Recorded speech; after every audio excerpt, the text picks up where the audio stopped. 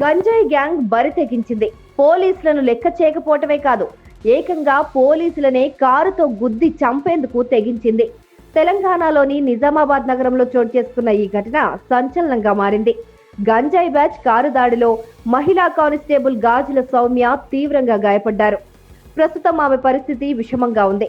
సౌమ్య 20 నెలల కిందటే ఉద్యోగంలో చేరారని తోటి ఉద్యోగులు తెలిపారు.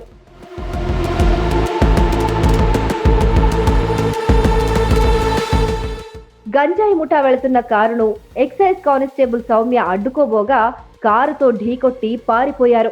మాధవ్ నగర్ ప్రాంతంలో గంజాయి బ్యాచ్ తిరుగుతున్నట్లు ఎక్సైజ్ సిఐ స్వప్నకు సమాచారం వచ్చింది.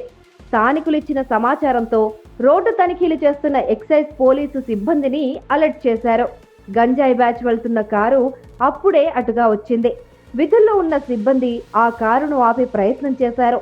నిందితులు పోలీసులను కారుతో ఢీకొట్టి పారిపోయారు.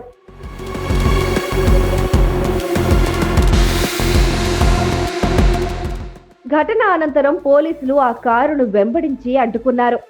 2 గంజాయి స్మగ్లర్లను అరెస్ట్ చేశారు. నిందితులను నిర్మల్ జిల్లా బుధవార్పేట వైఎస్ఆర్ కాలనీకి చెందిన సఫీయుద్దీన్, సయ్యద్ సోహెల్ గా పోలీసులు గుర్తించారు. వారి వద్ద నుంచి 2 కిలోల ఎండు గంజాయిని స్వాధీనం చేసుకున్నారు.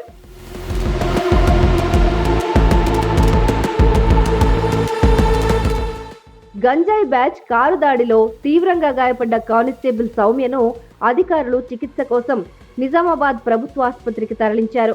పరిస్థితి ఆందోళనకరంగా ఉండటంతో ఓ ప్రైవేటు ఆసుపత్రికి తరలించి చికిత్స అందిస్తున్నారు. ఈ దాడిలో ఆమె కిడ్నీలు దెబ్బతిన్నట్లు డాక్టర్లు తెలిపారు. ఆమె పరిస్థితి విషమంగానే ఉన్నట్లు తెలుస్తోంది.